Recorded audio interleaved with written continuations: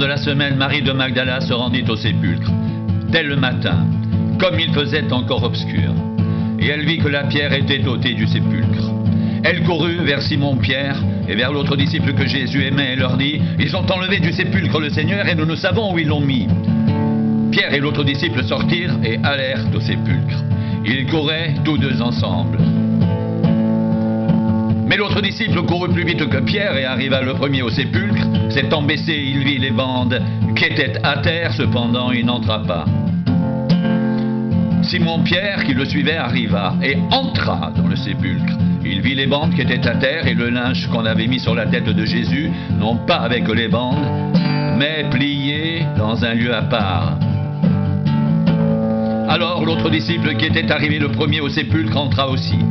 Et il vit, et il crut, car il ne comprenait pas encore que selon l'Écriture, Jésus devait ressusciter des morts. Et les disciples s'en retournèrent chez eux. Cependant, Marie se tenait dehors près du sépulcre et pleurait. Comme elle pleurait, elle se baissa pour regarder dans le sépulcre. Et elle vit deux anges vêtus de blanc, assis à la place où avait été couché le corps de Jésus. L'un à la tête, l'autre aux pieds. Ils lui dirent, « Femme, pourquoi pleures-tu » Elle leur répondit, « Parce qu'ils ont enlevé mon Seigneur et je ne sais où ils l'ont mis. » En disant cela, elle se retourna et elle vit Jésus debout, mais elle ne savait pas que c'était Jésus. Jésus lui dit, « Femme, pourquoi pleures-tu? Qui cherches-tu » Elle, pensant que c'était le jardinier, lui dit, « Seigneur, si c'est toi qui l'as emporté, dis-moi où tu l'as mis et je le prendrai. » Jésus lui dit, « Marie !» Elle se retourna et lui dit en hébreu, « Rabouni !» c'est-à-dire maître. Jésus lui dit, « Ne me touche pas, car je ne suis pas encore monté vers mon Père, mais va trouver mes frères et dis-leur que je monte vers mon Père et votre Père, vers mon Dieu et votre Dieu. » Marie de Magdala alla annoncer aux disciples qu'elle avait vu le Seigneur et qu'il lui avait dit ces choses. Le soir de ce jour, qui était le premier de la semaine, les portes du lieu où se trouvaient les disciples étant fermées à cause de la crainte qu'ils avaient des Juifs, Jésus vint, se présenta au milieu d'eux et leur dit, « La paix soit avec vous. » Et quand il eut dit cela, il leur montra ses mains et son côté. Les disciples furent dans la joie en voyant le Seigneur. Jésus leur dit de nouveau, « La paix soit avec vous. Comme le Père m'a envoyé, moi aussi je vous envoie. » Après ces paroles, il souffla sur eux et leur dit, « Recevez le Saint-Esprit. Ceux à qui vous pardonnerez les péchés, ils leur seront pardonnés. Et ceux à qui vous les retiendrez, ils leur seront retenus. »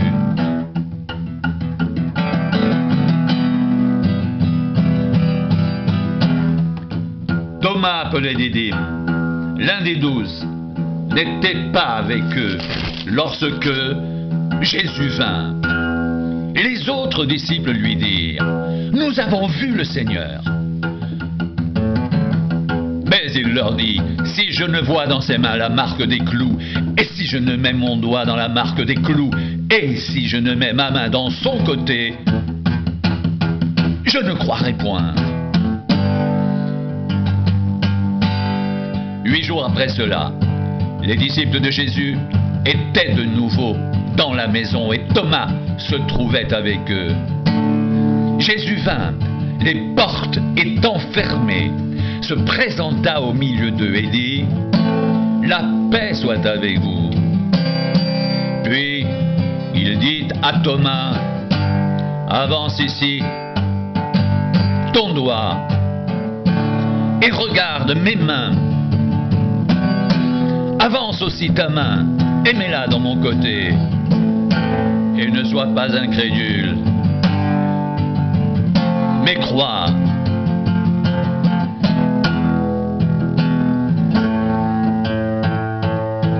Thomas lui répondit, « Mon Seigneur et mon Dieu. » Jésus lui dit, « parce que tu m'as vu, tu as cru. Heureux ceux qui n'ont pas vu et qui ont cru. Jésus a fait encore en présence de ses disciples beaucoup d'autres miracles qui ne sont pas décrits dans ce livre. Mais ces choses ont été écrites afin que vous croyiez que Jésus est le Christ, le Fils de Dieu, et qu'en croyant, vous ayez la vie en son nom. Après cela, Jésus se montra encore aux disciples sur les bords de la mer de Tibériade, et voici de quelle manière il se montra. Simon-Pierre, Thomas appelé Didyme, Nathanaël de Cana en Galilée, les fils de Zébédée, deux autres disciples de Jésus, étaient ensemble. Simon-Pierre leur dit, « Je vais pêcher. » Ils lui dirent, « Nous allons aussi avec toi. » Ils sortirent et montèrent dans une barque, et cette nuit-là, ils ne prirent rien.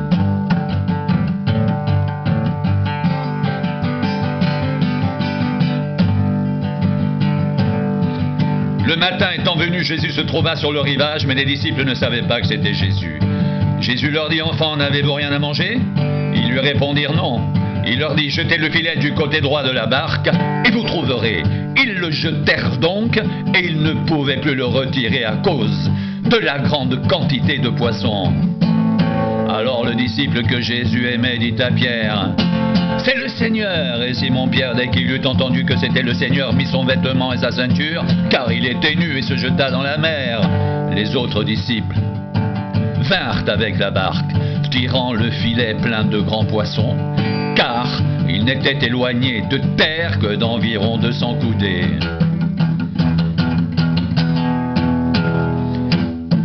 Lorsqu'ils furent descendus à terre, ils virent là des charbons allumés, du poisson dessus et du pain. Jésus leur dit, « Apportez des poissons que vous venez de prendre. » Simon-Pierre monta dans la barque et tira à terre le filet plein de 153 grands poissons, et quoi qu'il y en ait tant, le filet ne se rompit point.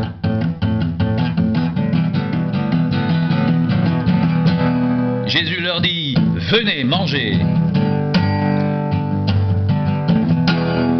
Et aucun des disciples n'osait lui demander, « Qui es-tu ?» sachant que c'était le Seigneur. Jésus s'approcha, prit le pain et leur en donna. Il fit de même du poisson. C'était déjà la 3e fois que Jésus se montrait à ses disciples depuis qu'il était ressuscité des morts. Après qu'ils eurent mangé, Jésus dit à Simon-Pierre, « Simon, fils de Jonas, m'aimes-tu plus que ne m'aiment ceux-ci » Il lui répondit, « Oui, Seigneur, tu sais que je t'aime. » Jésus lui dit, « Paie mes agneaux. » Il lui dit une seconde fois, « Simon, fils de Jonas, m'aimes-tu » Pierre lui répondit, « Oui, Seigneur, tu sais que je t'aime. » Jésus lui dit, « Paie mes agneaux. » Il lui dit pour la 3e fois, « Simon, fils de Jonas, m'aimes-tu » Pierre fut attristé de ce qu'il lui avait dit pour la 3e fois, « M'aimes-tu » Et il lui répondit, « Seigneur, tu sais toutes choses. Tu sais que je t'aime. » Jésus lui dit, « Paie mes brebis. En vérité, je te le dis, quand tu étais plus jeune, tu te saignais toi-même et tu allais où tu voulais. Mais quand tu seras vieux, tu étendras tes mains, et un autre te ceindra et te mènera où tu ne voudras pas. » Il dit cela pour indiquer par quelle mort Pierre glorifierait Dieu. Et ayant ainsi parlé, il lui dit, « Suis-moi. »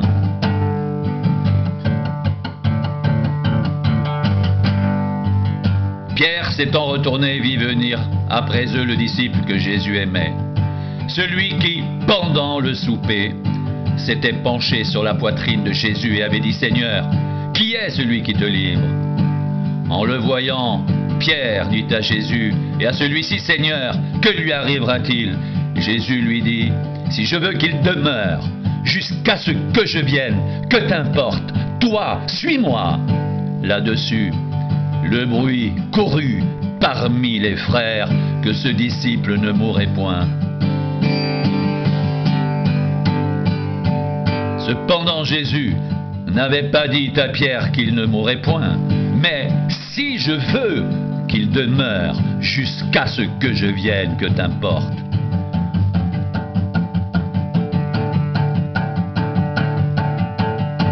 C'est ce disciple qui rend témoignage de ces choses et qui les a écrites. Et nous savons que son témoignage est vrai. Jésus a fait encore beaucoup d'autres choses. Si on les écrivait en détail, je ne pense pas que le monde même pourrait contenir les livres qu'on écrirait.